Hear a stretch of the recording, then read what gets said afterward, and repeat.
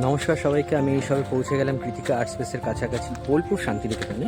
9:40 বন্দে ভারতের থেকে নেমেছি এবং একটা টোটো ধরে আমি চলে আসলাম কৃতিকা আর্ট স্পেসের খুব কাছাকাছি।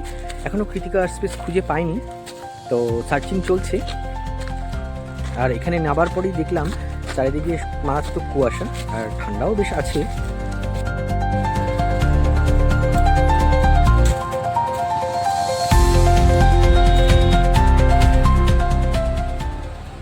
সো অনেকক্ষণ খোঁজার পর পেয়ে গেলাম কৃতিকা আর্ট স্পেসের একটি ব্যানার। তো চলো এবার যাওয়া যাক বাদিকে।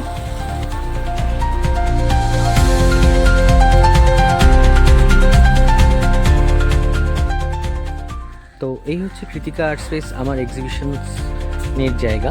তো এখনও গেট বন্ধ রয়েছে, তো কিউরেটাররা আসবেন, তাদের সাথে কনভারসেশন হবে, দেন তারা একটি জায়গা অ্যালাউড করেছেন, আমি সেখানে থাকবো।